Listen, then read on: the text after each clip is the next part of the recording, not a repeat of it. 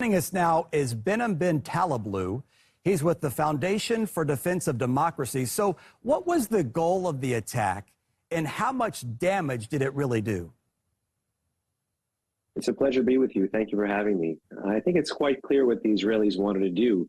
In fact, they even telegraphed before the Iranians launched that gigantic barrage of drones, cruise missiles, and ballistic missiles against Israel in a historic first last weekend.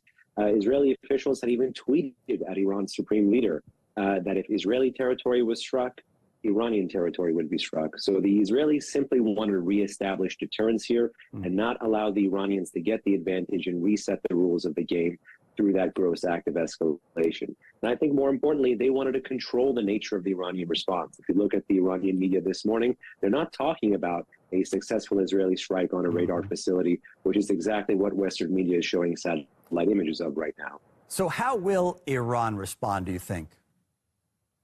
It's an excellent question, because the nature of this strike does give the regime a pathway not to de-escalate this larger, ideational and strategic competition with Israel. That's just a fancy way of saying this regime, which for 45 years has chanted death to Israel, is not going to stop chanting death to Israel, is not going to stop putting its money where its mouth is in terms of the terror threat, in terms of the proxy threat, in terms of the nuclear threat. But what it may not do again, or may not do so immediately, is to directly launch munitions like ballistic missiles and cruise missiles and drones at Israel. That's what the Iranians were trying. That's what the Israelis were trying to stop Iran from doing. And thus far, Iranian military and political officials have not said that that was a strike that needed to be responded to. In fact, they brushed off the strike, and even Iranian media tried to play it like everything was normal. What about Israel? What has Israel said about the strike?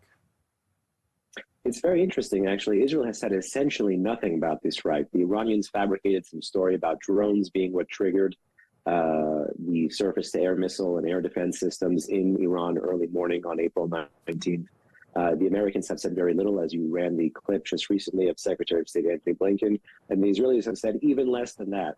So here you have all three parties actually silencing themselves, trying to tamp down the public desire for escalation, and see if they can force the Iranians, at least two of the three sides, the Americans and the Israelis, to force the Iranians to back down. All right, Behnam, thank you for your time tonight.